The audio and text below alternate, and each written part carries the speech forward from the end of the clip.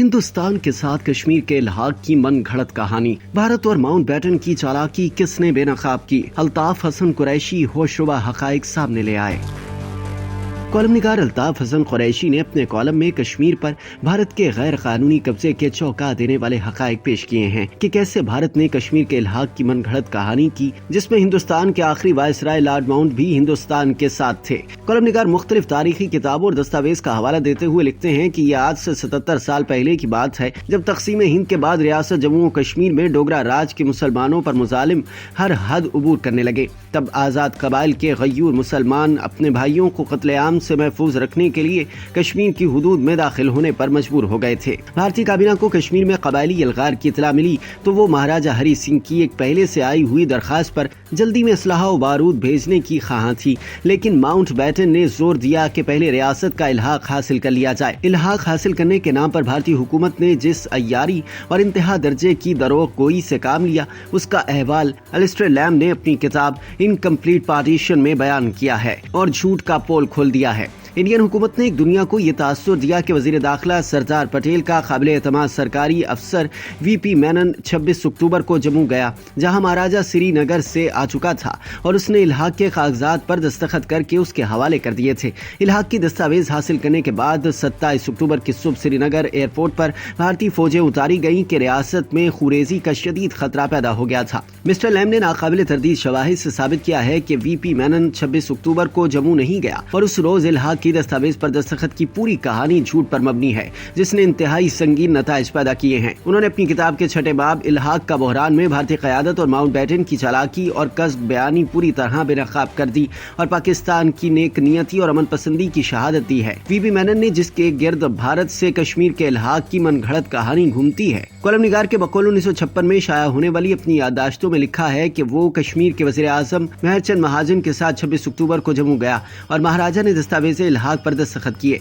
महाजन ने अपनी शाया शुदा याददाश्तों में वीपी मेनन के साथ जम्मू जाने की तरदीद की। इस तरह वीपी मेनन का जम्मू जाना मुश्तबा हो गया। इसके अलावा दिल्ली में बरतानवी deputy high commissioner Alexander Simon ने 26 अक्टूबर के वाकयात अपनी डायरी में लिखे, जो अगले रोज डीओ की शक्ल में दौलत मुश्तरका के रिलेशंस ऑफिसर आर्चबाल्ड कार्टर को भेजे गए। हम दस्तावेज ब्रिटिश आर्काइव्स में आज भी महफूज हैं।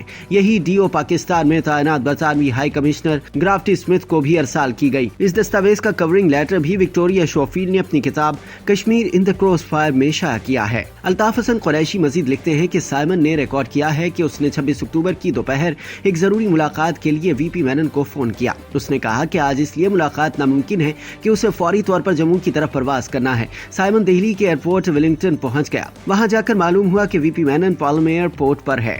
साइमन जल्द अज जल्द वहां पहुंचा, जहां वीपी मेनन वापस दिल्ली जाने के लिए तैयार बैठा था कि हवाई जहाज रात से पहले जम्मू एयरपोर्ट पर उतर नहीं सकता था। वो दोनों अपनी अपनी कारों में दिल्ली आ गए। वीपी मेनन ने साइमन से कहा अब वो अगले दिन यानी 27 अक्टूबर को जम्मू जाएगा, मगर ऐसा मालूम होता है कि वीपी मेनन 26 अक्टूबर के दोपहर डिफेंस कमेटी को ये इत्तला दे चुका था कि महाराजा ने दस्तावेज इल्हाक पर दस्तखत कर दिए हैं, जबकि तमाम दस्तयाब तारीखी दस्तावेजात इस खबर की तस्दीक करती हैं कि जब 27 अक्टूबर की सुबह 9 बजे इंडियन फौज तैयारों के जरिए श्रीनगर एयरपोर्ट पर उतर रही थी, तब तक दस्तावेज इल्हाक पर दस्तखत नहीं हुए थे और भारत ने रियासत जम्मू और कश्मीर में जारहत का इर्तकाब किया था। जम्मू और कश्मीर के इल्हाक के ड्रामे से मुतालिक हैरान कुन एतराफ खुद माउंट बैटन भी कर चुके थे। कॉलम निगार लिखते हैं कि श्रीनगर एयरपोर्ट पर फौजें उतारने से पहले हुकूमत हिंद के पास मुकम्मल दस्तावेज इल्हाक नहीं थी, जिसका एतराफ खुद माउंट बैटन ने 26 अक्टूबर की रात आइन स्टीफन से खाने की मेज पर किया। उसने अपनी किताब पाकिस्तान में इंकशाफ भी शामिल किया है कि माउंट बैटन ने कहा कि महाराजा की तरफ से बाकायदा इल्हाक की दस्तावेज पर अभी काम हो रहा है। दूसरे लफ्जों में ये काम अभी नामुकम्मल था। वीपी मेनन की शायशुदा कहानी इस हवाले से भी हकायक के मुनाफी है कि 26 अक्टूबर की रात तक महाराजा जम्मू पहुंचा ही नहीं था,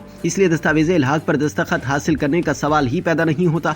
सितम ज़रीफी की इंतहा ये कि दिल्ली में दस्तावेज इल्हाक पर महाराजा के दस्तखत होने की अफवाह 26 अक्टूबर की दोपहर ही को फैला दी गई और ये तासुर दिया गया कि कश्मीर बाकायदा इंडिया से इल्हाक कर चुका है और इसकी हिफाजत अब हुकूमत हिंद की जिम्मेदारी है। सरकारी दस्तावेजात से ये भी साबित होता है कि हुकूमत हिंद ने रियासत जम्मू और कश्मीर में फौजें उतारने की तैयारियां 25 अक्टूबर ही से शुरू कर दी थी। महाराजा ने खत में लिखा कि दस्तावेज इल्हाक 7 بات نتھی کر رہا ہوں۔ یہ دستاویز الحاق اس خط کے ساتھ نتھی نہیں تھی اور کبھی منظر عام پر نہیں لائی گئی۔